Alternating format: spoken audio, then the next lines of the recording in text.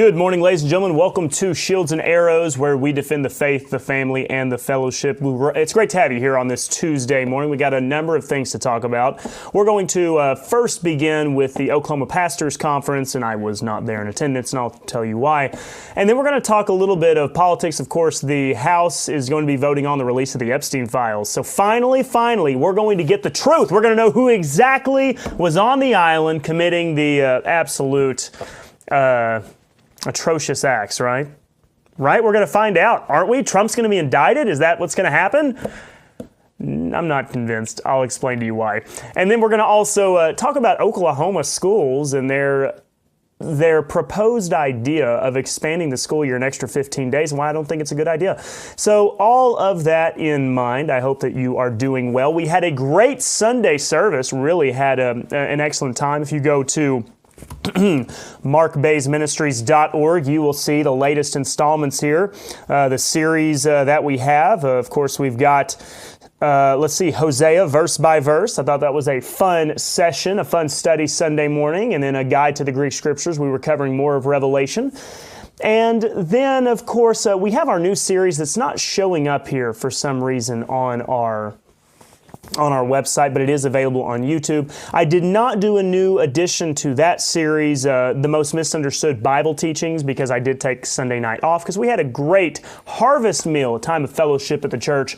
And we're also going to have that same Sunday night session this next Sunday because I'm going to be off doing family things. But don't worry, we'll be back to business soon enough. And let's see, great to have all of you once again. Really appreciate those of you who follow this ministry, who are invested in what we're doing here. You're just a great source of encouragement to me. And I think that's the best thing about this ministry, getting to meet people of fellow convictions, belief, sharing doctrine, as well as sharing a similar worldview. It gives you some hope that there's still some people out there who have their head on straight. And so good morning, everyone. Great to have all of you. Now, let's see here. The first thing that we are going to be talking about today is the Oklahoma Pastors Conference. This is coming to you from the Baptist Messenger. And here we go. Here is the headline picture. 2025 Oklahoma Baptist Pastors Conference encourages pastors to dig deep, reach wide. Wow, man, that just fires you up. If that don't light your fire, your wood's wet, right? I know I'm a little bit cynical, but I have good reason to be cynical. Here, of course, is some of the pictures there. I can't remember which big-time church this was, and who knows, I may recognize some of these people if the pictures keep scrolling through. But that was the theme. This took place on Monday of last week. I was not in attendance. I did not even know it was coming up, probably because I got an invitation in the mail, because yes, I am technically a Baptist preacher in Oklahoma. And the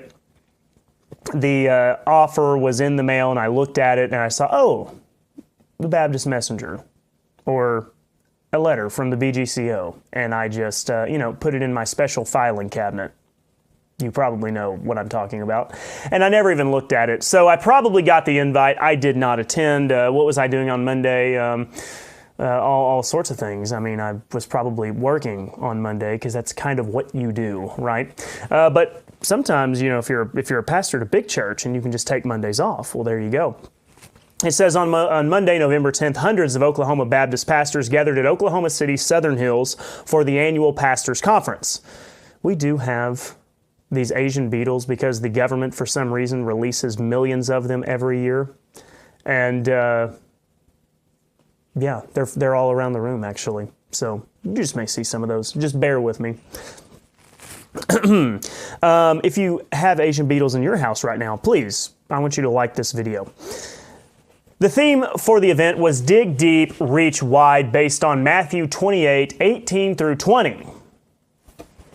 I believe that's the Great Commission passage, right? Matthew 28:18. So they're doing something really original this year because no preacher ever has referenced the passage here. Jesus came and spake unto them, saying, all power is given unto me in heaven and earth. Go ye therefore, teach all nations, baptizing them, good old Baptists, baptizing them in the name of the Father and of the Son and of the Holy Ghost, teaching them to observe all things, except for the parts where Jesus told them to keep the law, Jesus only meant tithing and the Lord's Supper.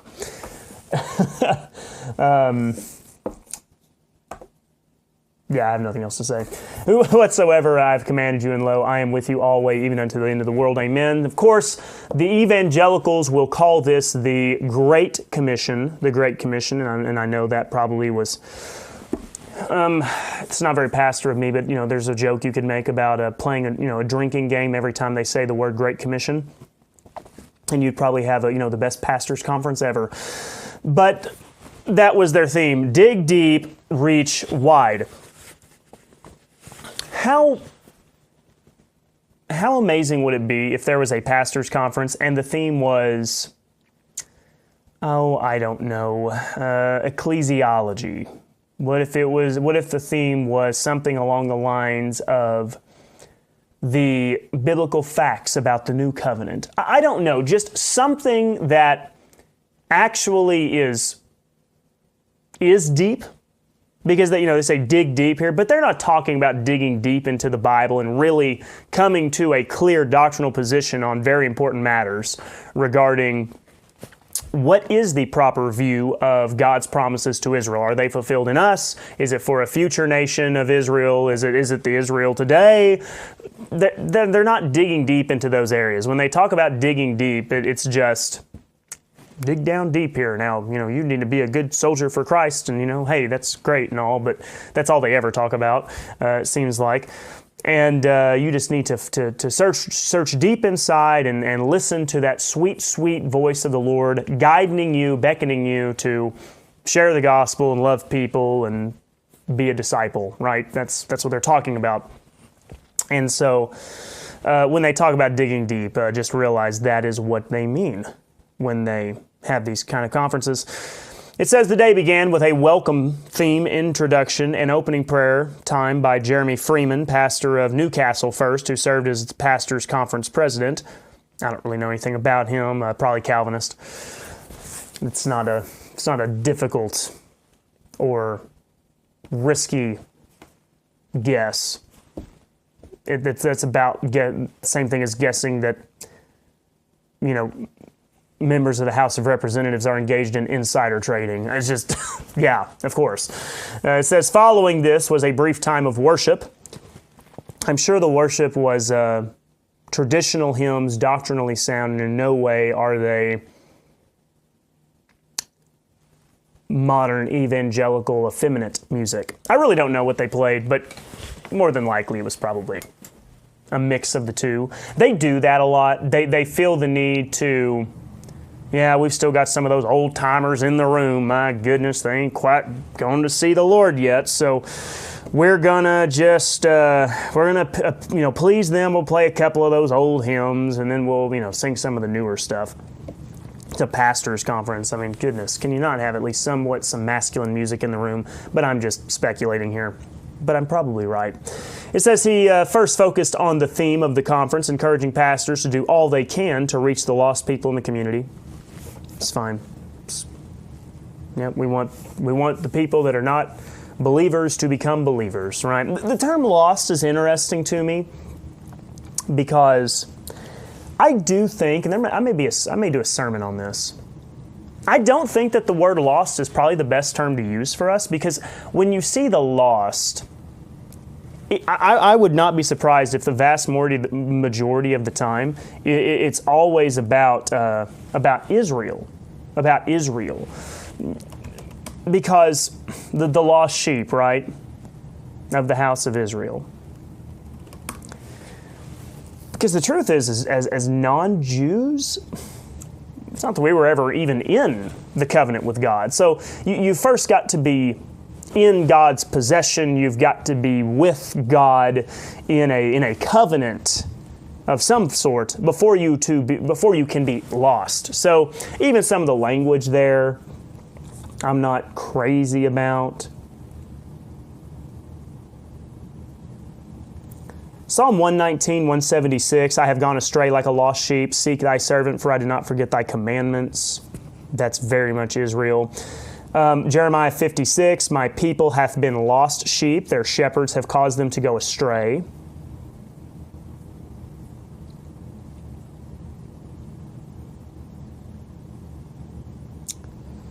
Lost sheep of the house of Israel, Matthew 10:6.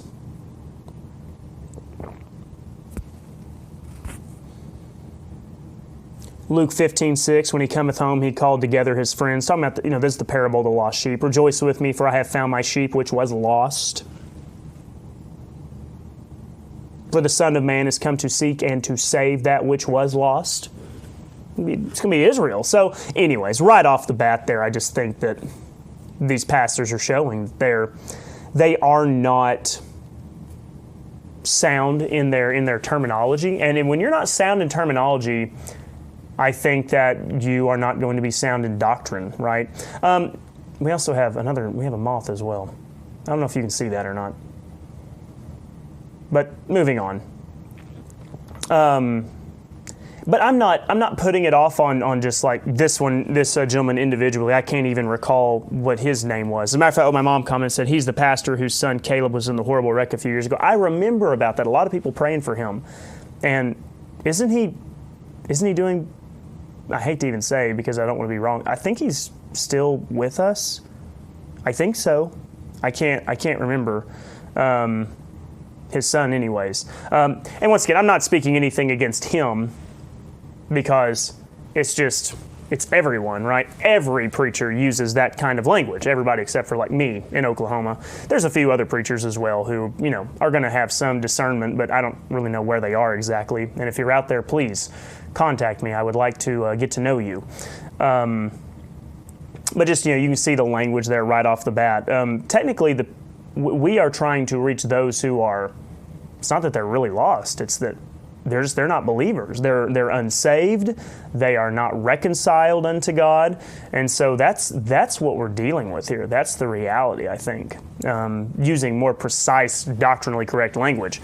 But I'd imagine doctrine is going to be kind of, limited, at a pastor's conference. Partly because they're wanting to appeal to everyone, because they know in the room that there's some Calvinists and there's some that are not Calvinists. And so they're not probably going to go into a whole lot of detail. The truth is, if you're having a pastor's conference and you can't dive into doctrine for the sake of offending people, that probably means that you just don't even need to have this be a part of the same association, right? Because what's the point in that? If you have so little in common that you can't go into any doctrinal detail, probably a clear sign. Now, granted, the term lost there, nobody in that conference is going to stand up and say, lost is in the context of Israel, because that's going to be lost on them. But even myself, though, if I heard somebody in my church talking about, we want to see the lost saved, I'm not going to correct them just right there. I would probably, make sure that I address that issue in a sermon. I know that's a rabbit trail there, but I couldn't overlook it. So let's see, moving on here, the Oklahoma Baptists. Let's see, the chief burden of all our hearts is the glory of God. Freeman said, God is most glorified when we are on mission.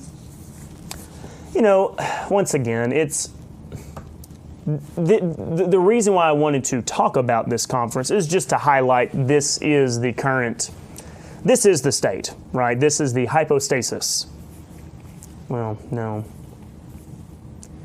This is just the current state, because I used a technical term and that was not accurate. This is just where pastors are in Oklahoma, and this is where churches are.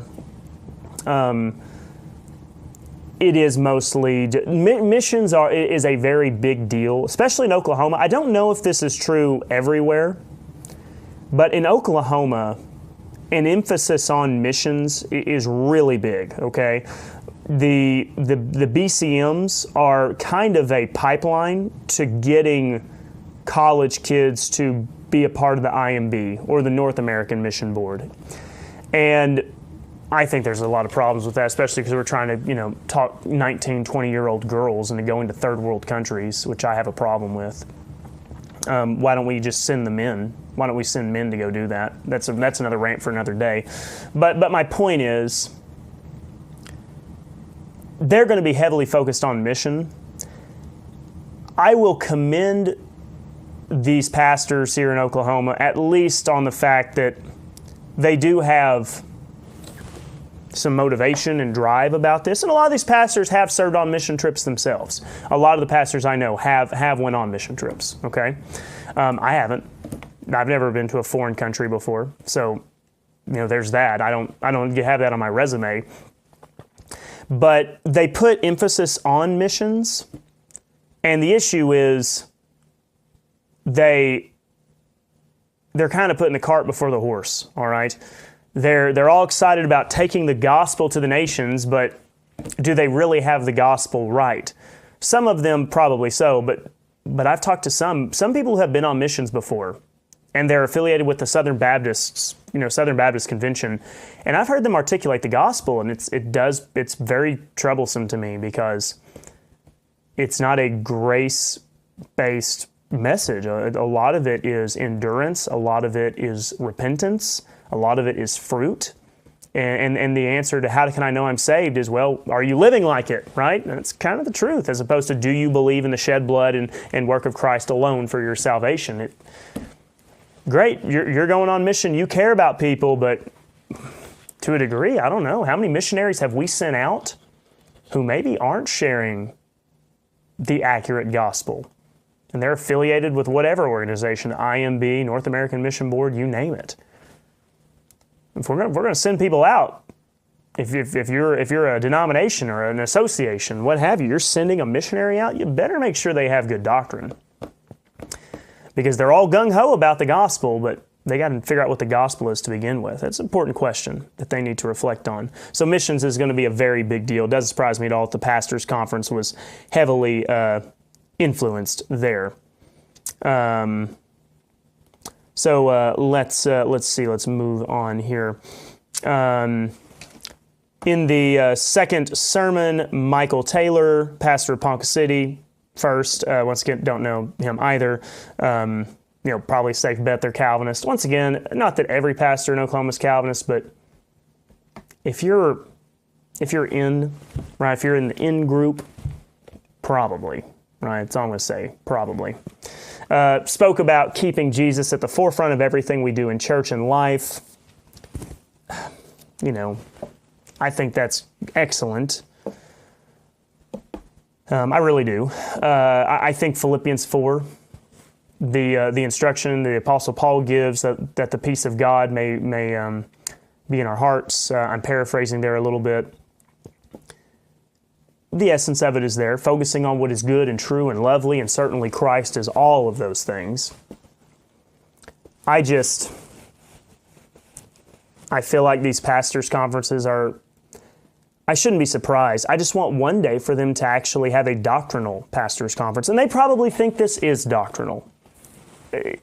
Not really. It's surface level 101 type stuff. These are things that my son, he's 4 years old now. There you go. See, there's our moth friend again.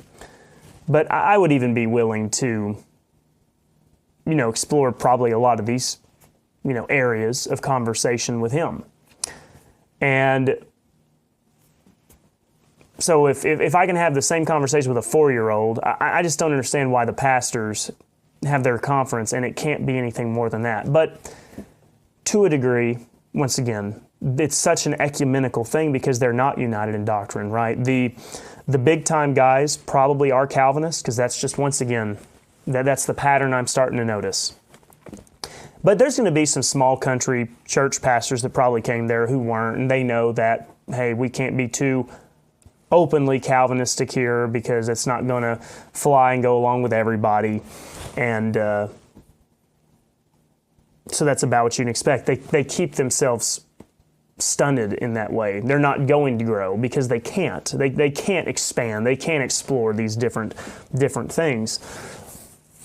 So I think in order for you to be able to grow as pastors, you do have to be challenged to some capacity. And you're not going to be challenged if you just have everybody sitting around in a circle just saying, yes, yes, yes, we must live on mission. Yes, yes, yes, we must make Jesus the forefront of everything we do. Repeating the same old surface level things is never going to push you, right? Everybody here who is in this chat with us today, watching this show, what have you, you are where you are today because somebody pushed you, right? They challenged you a little bit. Okay, so when did the church begin? Well, in Acts chapter 2, when Jesus gathered the disciples and he was their pastor, the church in the wilderness, somebody pressed you on and said, hold on now, I know that you may have heard somebody say that before, but what does the scripture say? When is the first time that we have a congregation, not of just Jews only, but Jew and Gentile, and they are brought together by grace through faith in the work of Christ, not of the camp and covenant of Israel, or even, hey, now Israel, we've rejected our Messiah, we need to repent and be baptized and be a part of this Jewish congregation here, okay? This matters, right? And when you get pressed on those things, hey, what did Jesus really teach in his earthly ministry? Is Jesus meant to be taken kind of as a code-talking messenger of God, or did he just speak plainly and clearly about what Israel was to do for them to receive the kingdom? And it's only by getting pushed in that way, getting challenged in that way, that you're ever going to consider the alternative possibilities. Otherwise, it's just this echoing of each other, and you think everybody's on the same page, and you never do grow. So these pastor conferences, until they bring in somebody controversial, hey, BGCO, I volunteer, okay? I would be more than happy. I accept your invitation to be the speaker at the next year's pastors conference. Would you all like me to video? I will get it on record, and I would be more than happy to go and speak at the Oklahoma Baptist Conference. I don't think I'm going to get invited. I do think you probably need to have a couple things. Either you need to have a big congregation, or you really need to have something that gives you notoriety some way, and maybe you've went on a mission trip, or maybe you've done this or done that, or what have you. Let's see here. After another worship set, I don't, even the terminology, it kills me, but anyways. Southeastern Seminary President Danny Aiken delivered a sermon. His message highlighted the urgency of the Great Commission and how to be a Great Commission people. They got one horn and they just blow that horn. They got one drum and they just bang that drum, right? In the essence of the Great Commission, tell everybody about Christ, right? We want everybody to know the gospel. But Matthew 28 wasn't spoken to us. It's problematic. I mean, if you base your entire ministry effort and work around a passage that's not actually written to us, it does set you up to make some critical doctrinal errors, right? Every one of us should have the heart and mind of a Great Commission Christian, Aiken said. I doubt that they explored the ending of Mark's gospel, because we cut that part out of our newer Bibles because it doesn't fit with our doctrine. He challenged pastors to lead their congregation to be a Great Commission people, reminding them that all things belong to Christ. During the Pastors Conference lunch event, attendees heard from Herschel W. York, who is Southern Seminary's Dean of the School of Theology and Senior Pastor of Frankfort, Kentucky, Buck Run. York shared a message from Paul's second letter to the Corinthians. Okay.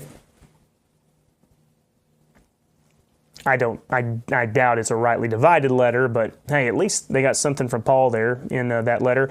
I wonder if they covered 2 Corinthians chapter 5, specifically the part about God was in Christ reconciling the world unto himself and not imputing their trespasses unto them.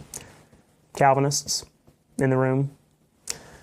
During the afternoon session, the second annual J.B. Rounds Bivocational Pastor of the Year Award was presented. Was I even nominated here? I think you have to be technically on paper bivocational, even though I do all sorts of stuff, so probably not. This award honors a bivocational pastor who has demonstrated exceptional faithfulness in their ministry. Named in honor of Rounds, one of the founders of Falls Creek and leader of Oklahoma Baptist, this award is meant to highlight the importance of recognizing those who labor in smaller or underserved churches while also maintaining other careers. 2025 award recipient was multi-vocational pastor Manny Parker of Manford, New Hope. Okay, well, that's good. Probably, what I would say, if anybody deserves an award, very likely these bivocational guys, because most of the full-time pastors I've seen are not teaching very much. Most of them, we've talked about this, if I've said it once, I've said it 1,000 times. You've got a full-time pastor making pretty good money. Pretty good, especially for rural Oklahoma. So it's good money. And he teaches us what? He preaches one time, a Sunday sermon. Maybe he preaches the same sermon 2 or 3 times because their church is so big he doesn't even know his church members, and their church members don't know each other. So they gather for the classical. They get all the old people shuffled in there in the mornings, get all the old people out of the way. Then we can bring in the new young people, and we can sing our hippie, modern praise and worship music, right? And then meanwhile, you got some truck driver who is studying when he's at the truck stop, getting ready for a Sunday sermon. Oh yeah, by the way, he also does Sunday school at his church. So, yeah, that guy does deserve an award. So I have no problem with that. I just wish they were teaching sound doctrine. Let's see here. The first sermon of the afternoon session was by Jeff DeGiacomo. Right? Jeff DeGiacomo, right up here at the very top part. Senior pastor of Shawnee. Oh, senior pastor, implying there's more. Shawnee Emmanuel, his message came from 2 Timothy chapter 4. Hey, there we go. There's some Pauline passages. I wonder why Paul's passages fit so well with our age today and the gospel message. It makes one wonder. DeGiacomo challenged pastors to reach out into their community even when they don't feel like doing so. I think I already read that part. Reaching people with the gospel doesn't just happen behind the pulpit. And that's fine. I think pastors being out in the community is a very important thing. And so with that, I've spent, the good, first half of the show covering the pastors' conference, just giving some of my thoughts there. Once again, I think that there are good men who are pastors in, there are good men who are pastors in Oklahoma. I think that a number of them are conservative, that they're at least that. They're traditional. Not all of them are. I think some of them are progressive in their mentality. They're the followers of David Platt and Francis Chan. Ugh. Anyways, but some of them are. They love the Lord. They love His Word, even though they may not be using a good Bible translation.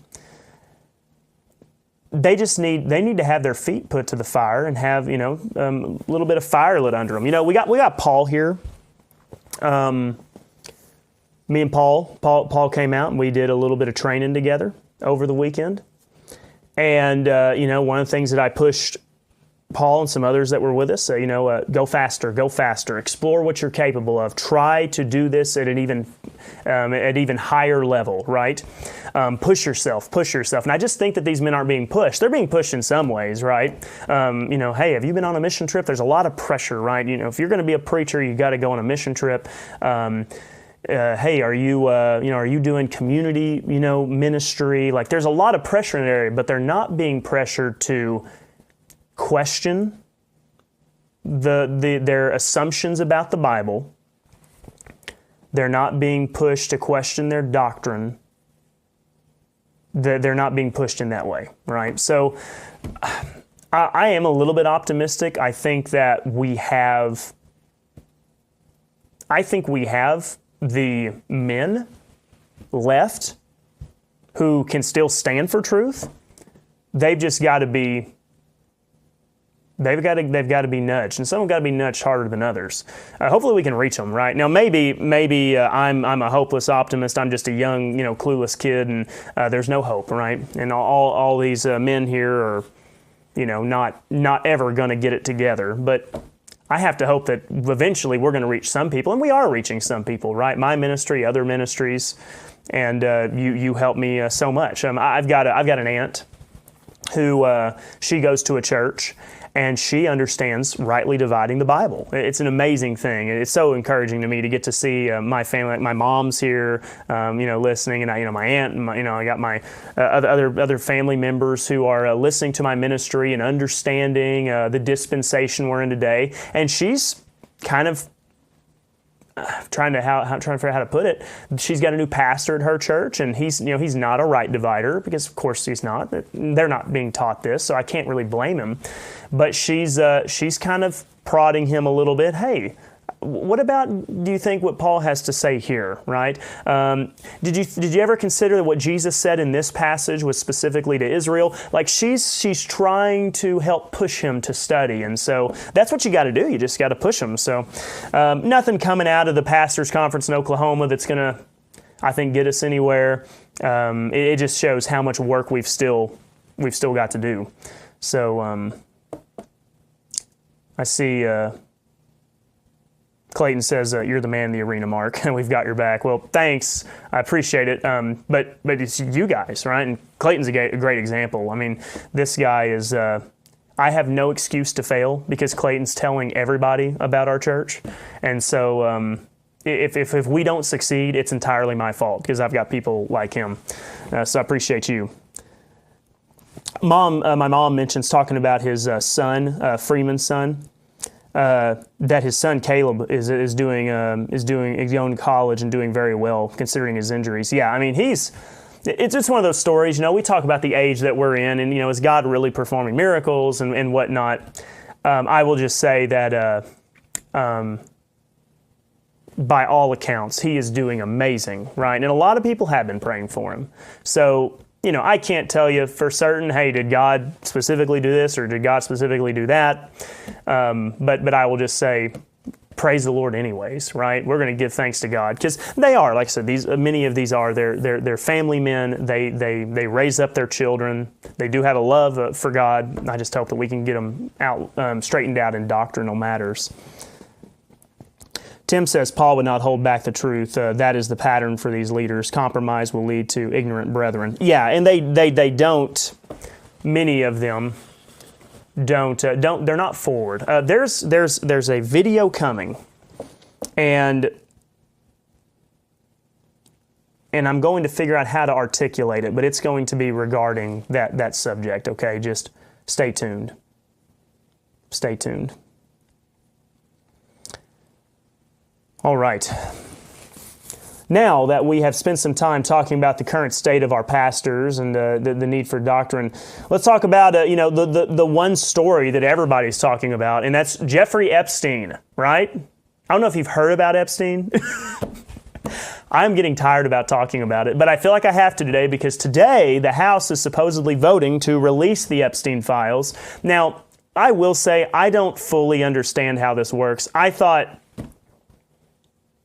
the files, aren't they like in possession of the FBI, and Trump has appointed Kash Patel, the director of the FBI. Can't Trump just, I don't understand, like, can't he not just say, release the Epstein files, and then, boom, there it is.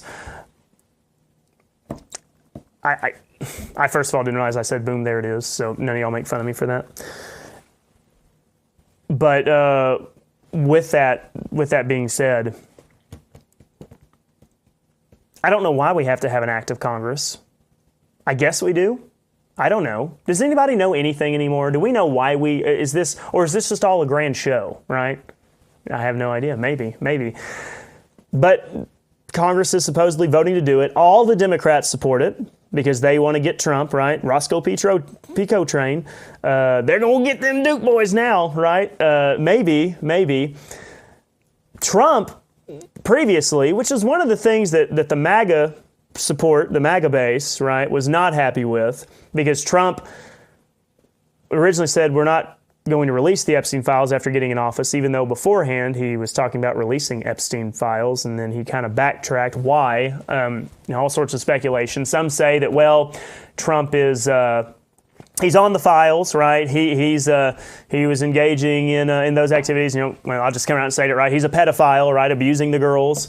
Some, like Thomas Massey, have said, well, it's not that I necessarily think that Trump is criminalized by the files. It's more so he's protecting people, which I think that's possible, right? It's possible. There's some people, once again, more Asian beetles. Clayton, do you have Asian beetles at your house? They're just everywhere right now. They released billions of them. I digress. The question I have, right, now Trump has, kind of pivoted and said, nope, release the files. And some of that's a lot of pressure from Republicans. Trump doesn't care about pressure from Democrats. If he gets enough pressure from Republicans, though, those that are supposedly his supporters, he will shift course. So, at least to some degree. So he is saying release the files. I think if Trump thought he was incriminated by the files, obviously he probably wouldn't say release them. So he must think that whatever's going to be released, right, whatever packet, whatever documents are there, he's going to be in the clear. Otherwise, it would just make no sense.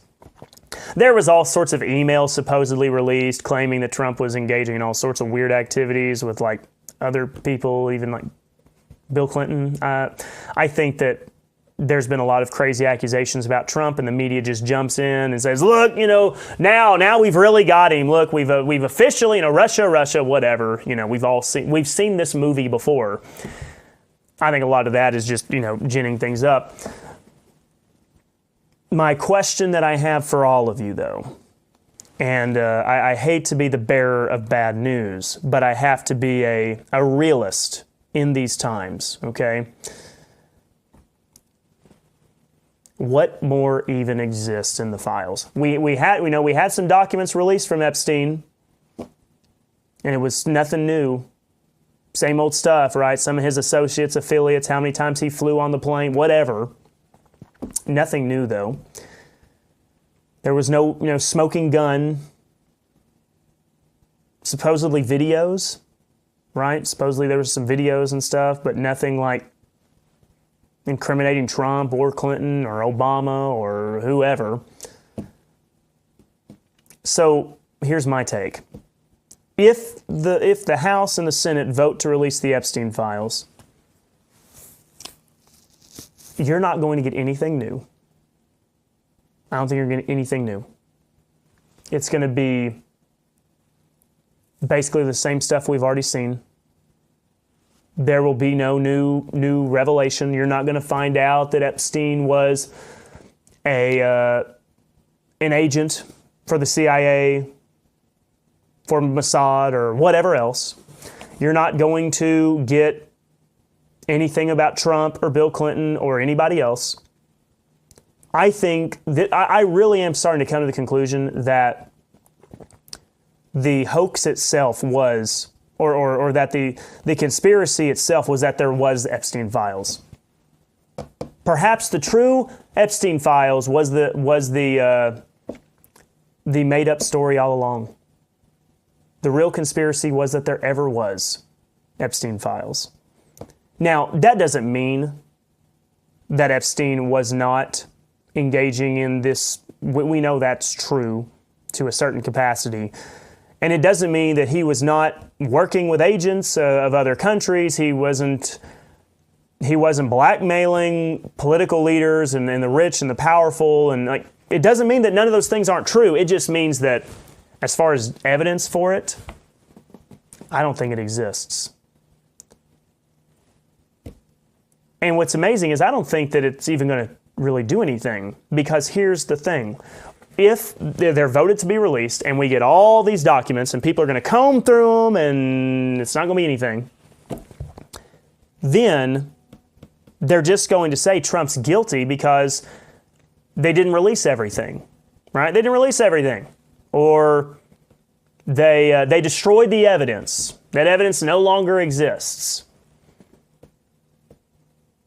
And I think there's almost a 0% chance that Trump will be incriminated by any of these files. Otherwise, I don't think he would be openly supporting their release, right?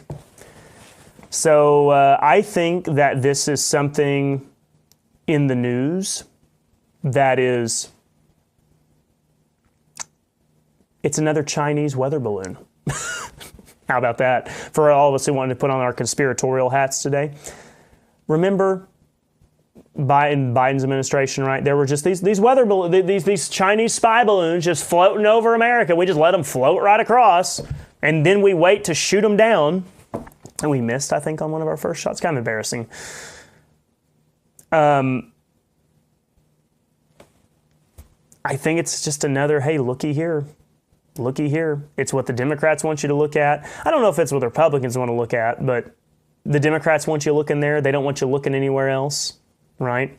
Forget about all of the crime that's going on account of illegals. Perhaps Trump wants you to focus on that because he kind of got a little bit of hot water talking about, the H-1B visas and kind of scaling back and like, hey, we don't have the people. He said, we don't have the Americans necessary, so we got to import people to do these jobs that Americans can't do. And Trump probably has some truth to it, but at the same time, we need to fix it instead of just bringing more people in. Hey, we need to produce more people then, right? That's my thoughts. A lot of hot water about, the war between Israel and Gaza, like just all the things, right? Here's something else to talk about. It's just the next news cycle.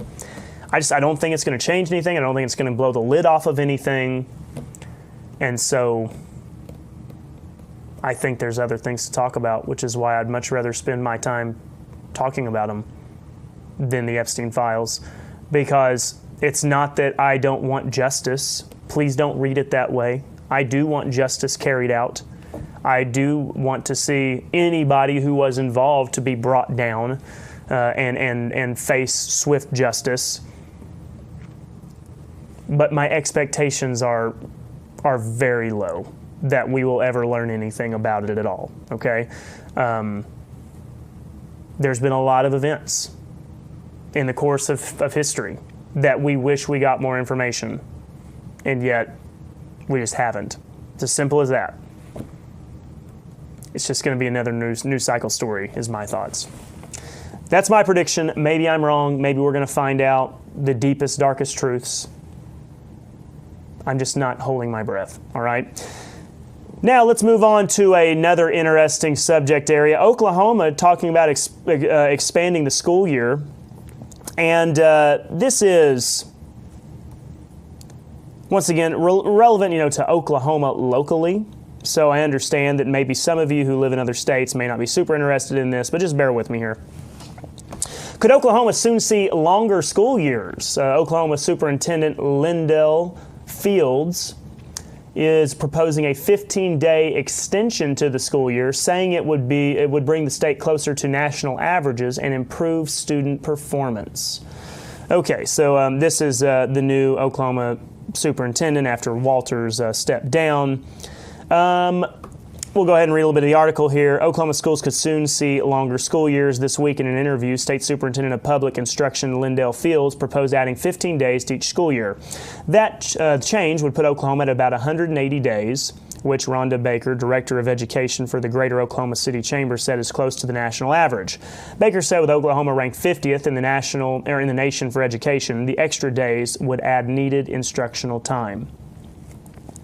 I am, once again, very skeptical of how do we calculate 50th in education? Are we basing it solely off of the ACT?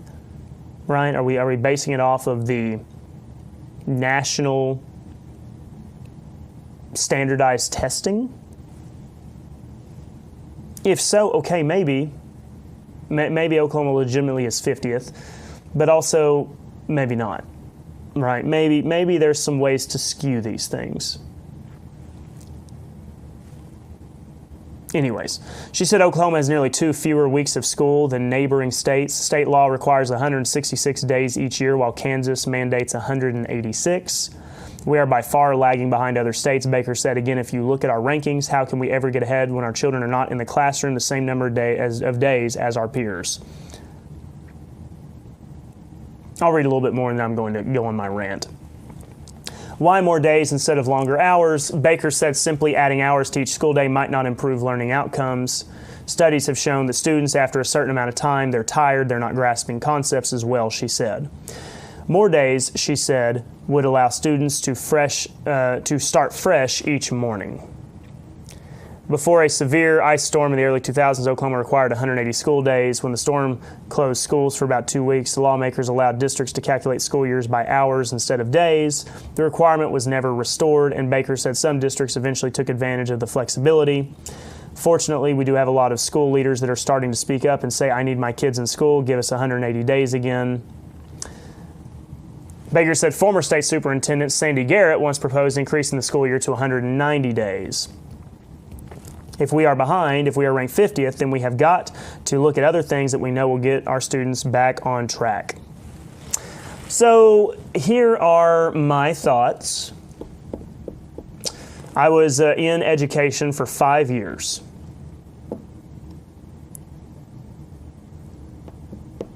Adding 15 days will do nothing. Adding 15 days of instruction will not accomplish anything. And it's not that I'm saying that you can't have more school days in the year,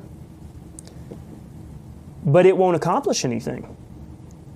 Because it's not about the quantity of days that you are at school. That has nothing to do with it. It is about the quality of the education. And I think that they're completely missing it.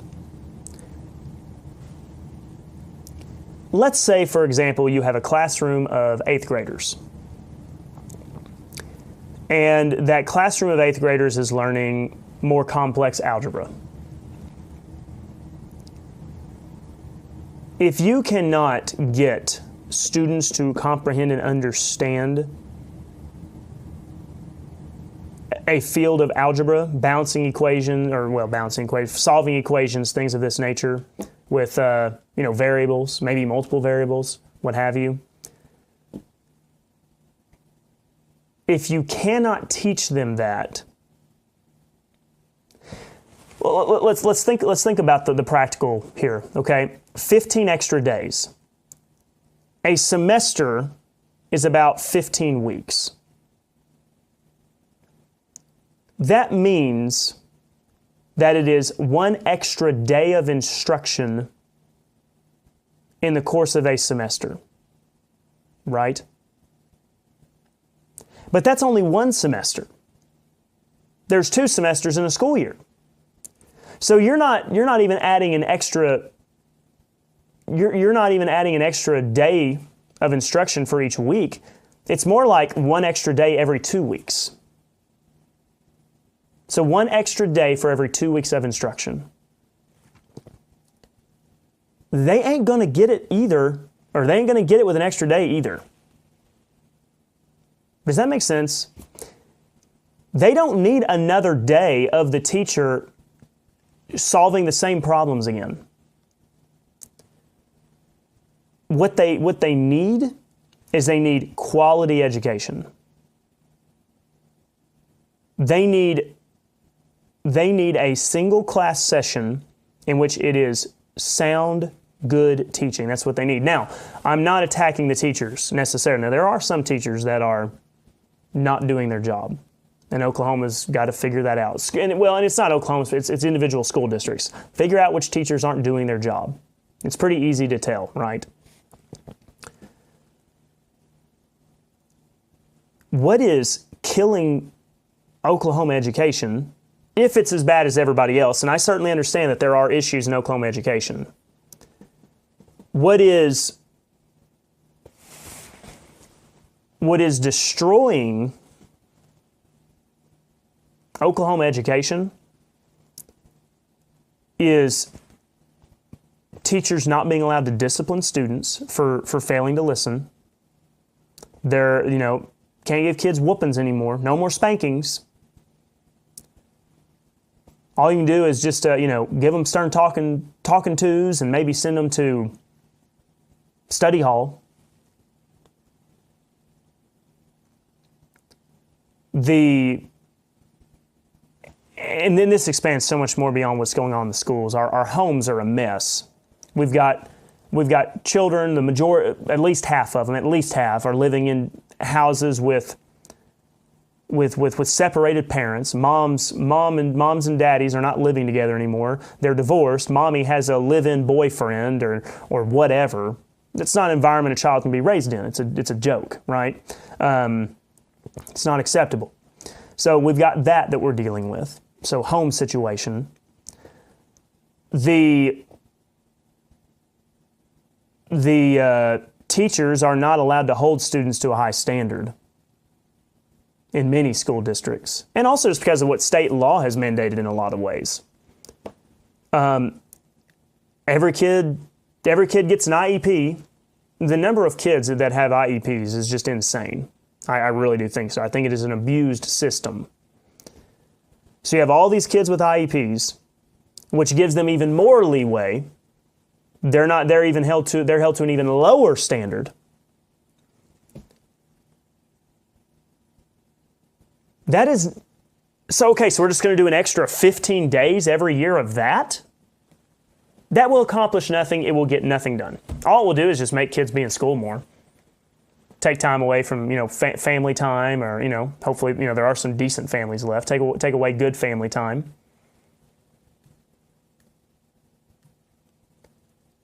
You've got school districts that pressure teachers to show favor to some students because they're athletes. That's a real thing. I've seen that before.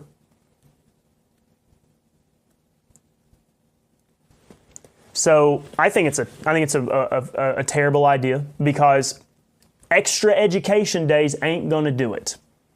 It ain't going to do it. Maybe go back to how things used to be in the olden days. Maybe you do have to get rid of computers. And computers have been a great tool. I won't lie. It's very tempting. You can make grades it for you. You ain't got to worry about grading things yourself. But maybe that's a problem. And you can look at other states and what they're doing and see what they're doing. Maybe the statistics are not being skewed. Maybe the data is not being played with. Maybe spend less time educating them about stuff that's not as important. How many chapters are dedicated to the various ages in Earth's history? Well, back 2 million years ago, this was the Cretaceous, whatever age, right? Okay, so they don't need to hear your made-up pseudo-history. They need to hear real historical facts, right? Let's get back to real things. They don't need a bunch of classes on evolution because it's made up. All right, I'm really feeling fired up today. That ain't going to do anything.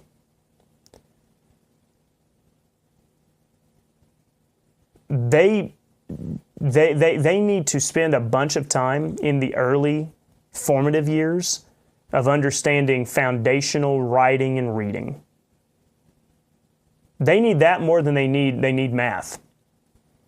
Because if they can get comprehension and the ability to read, then they'll be able to get mathematics eventually. But we have kids that can't read. It's a real problem. What do we do to fix it? What do we do to fix it? Because back in the day, kids could read. Now, I'm not saying that's just a hard line across the board for everybody.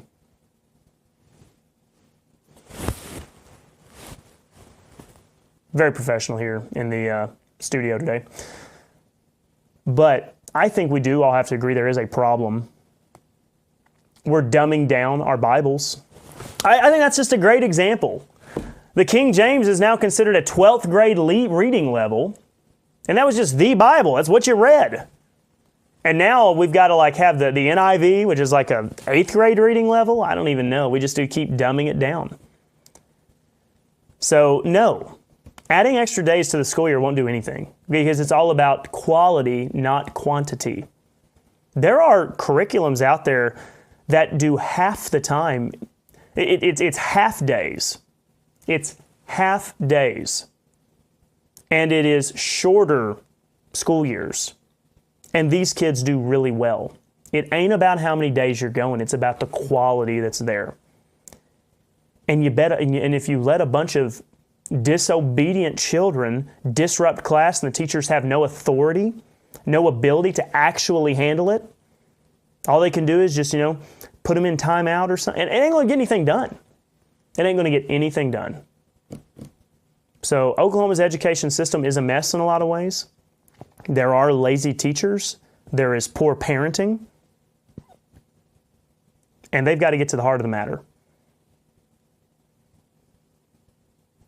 There used to be more daddies in these homes. If there were more daddies in the homes, then maybe we would be a little bit better off. Those are my thoughts. Let's see here. Hey, Mary's with us. Mary says, had a wonderful memorial service for my mom. The pastor was great and gave a clear gospel on my way back to Texas now. Well, Mary, I'm glad that you're, I'm glad you're doing well and heading home, and I'm thankful that you were able to just have a blessed time at your mom's memorial. Be careful. Be careful. It's great to have you with us today. Tim SRDO. Tim, I'm not quite sure if I know you. Do you watch normally? If not, it's great to have you. I'm glad you're here and engaging in discussion. If I have met you before, I do apologize. But if you can, just remind me maybe who you are and where you're from. It says, recently a friend gave me H.A. Ironside's book, Wrongly Dividing the Word of Truth. Thoughts? I have looked at a few chapters of it. I've listened to the audio book of it of a few chapters. The issue is, I think Ironside just did not understand the true right division perspective. What Ironside did in the book a lot, and maybe if you want me to, I'll dedicate an episode to it maybe this week. And I think I've actually addressed it before. What Ironside did is he made his own straw men, and he attacked a straw man that he made rather than the actual arguments the right division has. I hope that makes sense. It's hard for me to pull up a specific example off the top of my head. It's been a while since I've read any of his writings or listened to his audio book. It's on YouTube, Wrongly Dividing the Word of Truth. But when he gave his critique, he attacked his idea, his concept of what right division was, and not what right division is, if that makes sense. I didn't find it compelling. Tim writes, Ironsides was a big critic of right division. He was critical of Charles Baker in particular. Yeah, he once again, he made his straw men and he attacked his straw men. There was nothing in it that I thought, oh wow, yeah, he's making a really good argument against right division here. I never found it to be, I haven't addressed it just because I never, well, once again, I think I've addressed it briefly. I've never committed a lot of time to it just because it never came across to me as a legitimate critique of right division. But maybe I need to explore it. If, I have people who are watching who are, once again, maybe that's is that like a Chinese spy moth? Maybe that's what it is. Maybe it's a Chinese spy moth. Anyways. But maybe I need to go ahead and look at it. If there's some people who are just discovering it, hey, look, there's somebody attacking right division, hyper-dispensationalism or ultra-dispensationalism is what Ironside said. So, Tim, hopefully you're still listening. I didn't address anything in particular in my response to you there, just because I'm recalling off the top of my head. But that would be my brief summary there. He never gets to the actual arguments of right division. He just argues against his... He just argues against his ideas of what right division is. A Chinese spy moth is what I said, Paul. Chinese spy moth. Robert says, I was never a good fit for public education. For a short time, I was a member of the class of '64 and may have may well have been their first dropout after about one semester. Now, you're a pretty sharp guy, I think, Robert.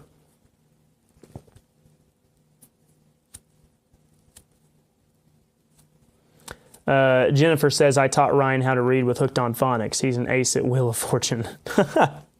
Yeah, Hooked on Phonics. I remember Phonics. It worked really well. It worked really well. I think. I feel like that a number of kids in my class were good at reading. I think it is. I mean, I think the Chinese spy moth is a real thing. So, anyways, if y'all, Oklahoma, BGCO, if you want me to come be the guest speaker, I'll be happy to do it. If you want me to come and consult the superintendent at the State Department, I'll be happy to do it. I am free of service. I'm just offering my insight here to help all of you, just because out of the kindness of my heart. But if you would like to help me keep the lights on, you can go to markbazeministries.org and hit that little donate button. That would be great. I mean, it's between you and the Lord. You just need to just pray about it. But no, all joking aside, I do appreciate y'all. Hopefully you found this hour to be worth your while. If you do like our ministry, please reach out to me. I'm going to leave my email here in the chat, markdbaze@gmail.com. Once again, Tim, SRDO, feel free to reach out to me if you have any more questions. And once again, I may need to explore the Ironside book. I have read some of it. I have listened to the audio book version of it. I've done I've even listened to other people talk about the book as well. And so if I thought it was a serious problem for us, I would have taken the time to explore it. But anyways, all of that being said, ladies and gentlemen, thank you for joining us here today on Shields and Arrows. I don't know if I'll be back tomorrow. We certainly will be doing the Abraham study tomorrow night, but I'm probably going to be doing some work for my son's school tomorrow, speaking of education. Really appreciate each and every one of you. Have a great rest of your Tuesday. Reach out to me. I'd love to hear from you. Thank you so much for watching Shields and Arrows.